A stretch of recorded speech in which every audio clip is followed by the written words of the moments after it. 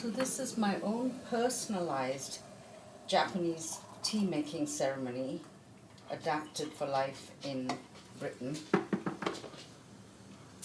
It's based on the principles of wabi sabi, which is all about imperfection, impermanence and incompleteness. The Japanese tea ceremony is meant to be a meditative experience. And so I slow myself down as I make my tea this morning and think about the impermanence and the incompleteness and the imperfection of life.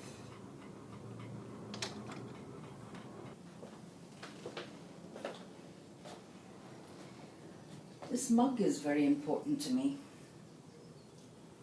Sensational at 60 something. I'm 65.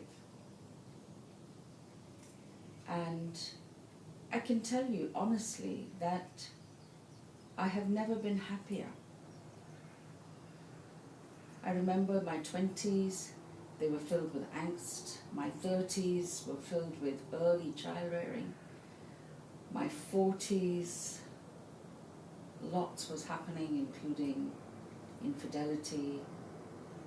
My 50s, I was immigrating to Britain. My 60s, I feel good. This is Dudley, and he's 14 years old.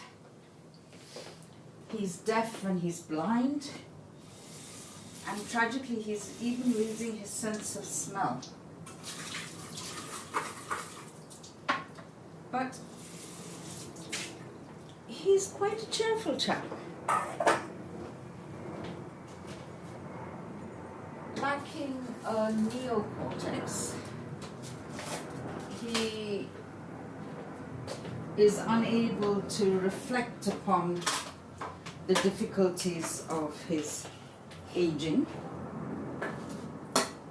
and he seems to live very mindfully in the moment.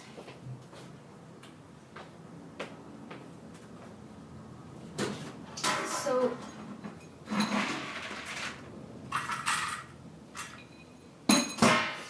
in a sense, he's a real lesson to me as to how to age gracefully.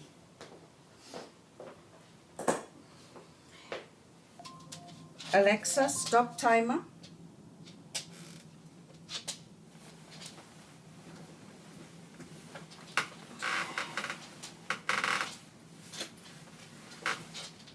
It's 6 a.m. and these are my 6 a.m. paintings. It's the time when I have my little time of quietness where I spend time with myself doing my drawings.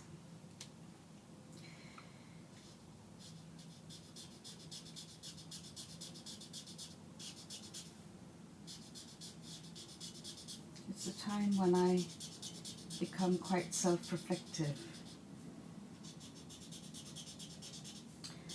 Yesterday I was on a date with a person who said he was 75 but actually was 79, and he was walking with crutches, and he suffers from type 2 diabetes, and he's had a triple bypass surgery. And I'm thinking about my body and how it's held up for me and how grateful I am for it. It's given me very little trouble. And I'm also thinking of other people who suffer greatly with their bodies.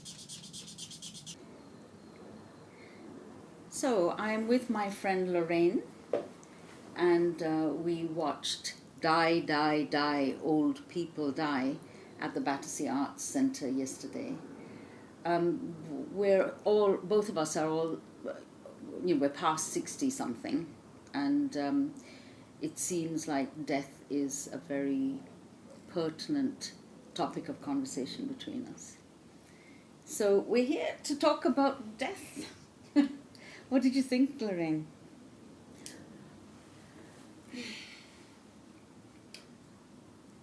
I really feel that every time we talk about it, it enables me to move on in my thinking a bit.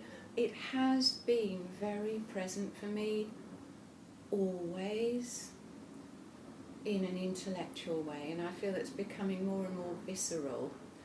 And getting ready for this conversation, I've been leaning into what is my terror. What is your terror? It was fairly unexamined before. It was just a statement kind of in my Yeah. mind. My terror would be that I lose the capacity to make a choice, and people who care about me put me in a home where all the money that I've spent, worked so hard for all my life, goes on somebody to wipe my bottom. While I still have capacity, I mindfully choose not to take this route. And when you say not to take this route, you mean? To go into a home. And so what route would you take? Suicide. And is that dignitas for you, or? They wouldn't probably do it. Their criteria are so strict. So I have a great anxiety about the not knowing how to do it when the time comes.